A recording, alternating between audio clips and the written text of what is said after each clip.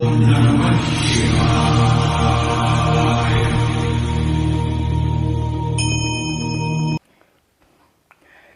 माता जी। माँ भगवती आशा चैनल में आप सभी का स्वागत है। आज हम चर्चा करेंगे गोवर्धन पूजा के विषय में। मैं तो गोवर्धन को जाऊं मेरी वीर, ना माने मेरे मनुआ। मैं तो गोवर्धन को जाऊं मेरी वीर, ना माने मेरे मनुआ। ना माने मेरे मनुआ, ना माने मेरे मनुआ। ना माने मेरे मनुआ, ना माने मेरे मनुआ।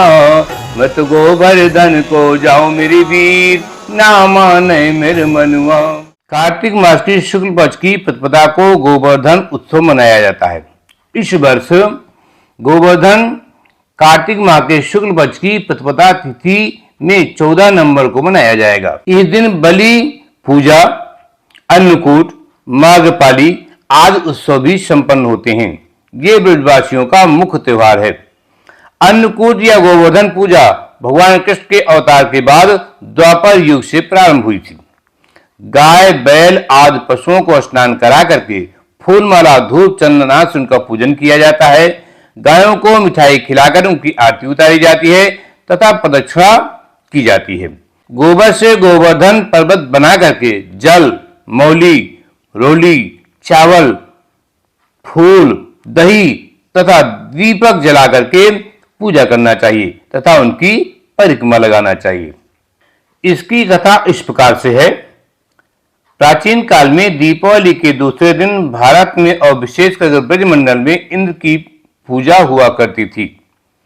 भगवान कृष्ण ने कहा कि कार्तिक में इनकी पूजा का कोई लाभ नहीं, इसलिए हमें गौ के वंश की उन्नति के लिए पर्वत, वृक्षों की पूजा करते हुए न केवल उनकी रक्षा करने की प्रतिज्ञा करनी चाहिए, अपितु पर्वतों और भूमि पर घास पौधे लगाकर हमें वन महोत्सव भी मनाना चाहिए।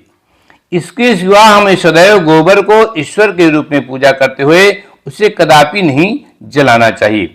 इसके सिवा खेतों में गोबर डाल करके उस पर हम हल चलाते हुए अन्नौषधि उत्पन्न करनी चाहिए, क्योंकि ऐसा करने से ही हमारे सहित देश की उन्नति होगी।